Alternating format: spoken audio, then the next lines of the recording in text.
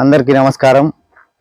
ఇవాళ మనం చంద్రగిరికి అతి సమీపంలో ఉన్నటువంటి వ్యవసాయ క్షేత్రానికి వచ్చాం. ఈరోజు ఒక ఫేమస్ ఇంట్రెస్టింగ్ విషయాన్ని మనం తెలుసుకోబోతున్నాం.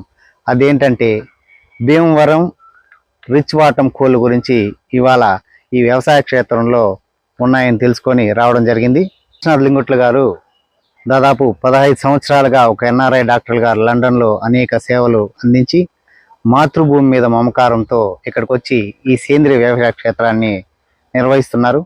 మరి వారు అరుదుగా దొరికేటువంటి ఈ భీమవరం రిచ్ కోళ్ళని ఇక్కడ పెంచుతున్నారు. మరి వారి మాటల్లోనే. నమస్కారం డాక్టర్ గారు. ఈరోజు మీ ఫామ్ హౌస్లో భీమవరం రిచ్ కోళ్ళ గురించి మా ప్రేక్షకులకి ఏమన్నా తెలియజేస్తారా? దాదాపు ఒక 7-8 సంవత్సరములుగా నేను ప్రకృతిని ప్రేమిస్తూ ప్రకృతి వ్యవసాయం అనగా సేంద్రియ వ్యవసాయం, ఒక డాక్టర్ అయినప్పటికీ సేంద్రియ వ్యవసాయ రైతును.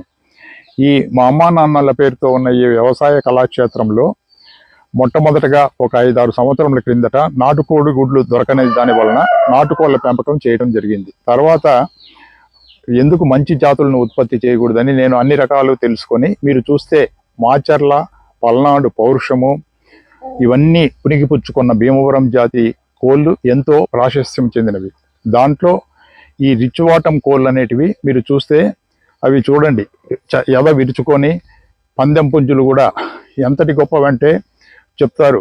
ఈవెన్ పందెంలో హార్ట్ వచ్చి బయటపడినా కూడా అవి ఆపవంట, అలాంటి రోషంతో ఉంటాయి. అటువంటి జాతిని బ్రీడర్స్ అక్కడి నుంచి తెప్పించి దాదాపు ఒక 3-4 సంవత్సరములుగా పెంచుతున్నాను.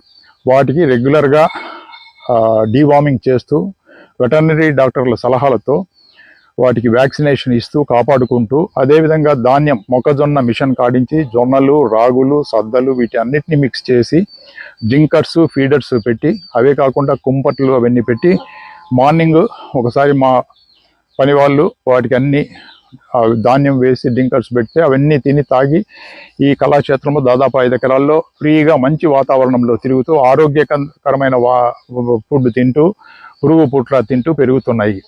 ఇది వాటి గురించి. ఈ రిచ్ వాటం కోళ్ళల్లోనే కొన్ని రకాలు ఉన్నాయి. గేర్వా అని ఒక జాతి, ఎరుపుగా ఉంటుంది. అవి చాలా కలర్లో అవి చాలా గొప్పవి. ఇలా ఈ పెట్టలు కానీ ప్రాశస్తి చెందినవి.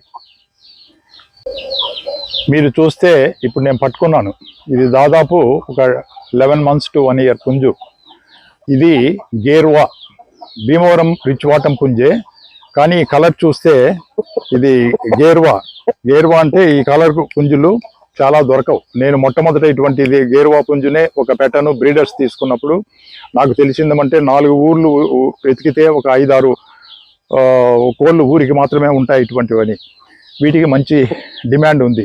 ఈ పందెం పుంజులను ఇంకొకటి కూడా మీకు చూపిస్తాను, తెల్ల పుంజు. తర్వాత ఇక్కడే ఉంది, ఇటు చూడండి.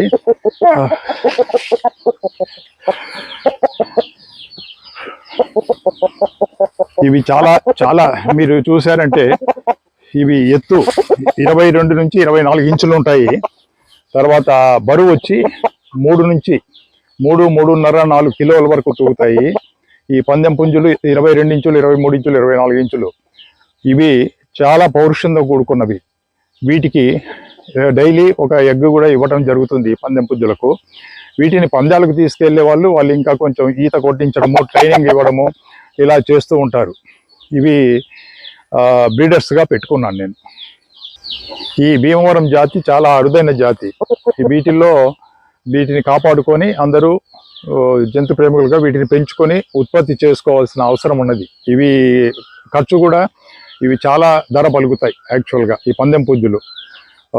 కానీ నేను లాభసాటి కోసం పెంచడం లేదు, ఒక జంతు ప్రేమికునిగా ఒక ప్యాషన్గా వీటన్నిటిని పెంచుతున్నా.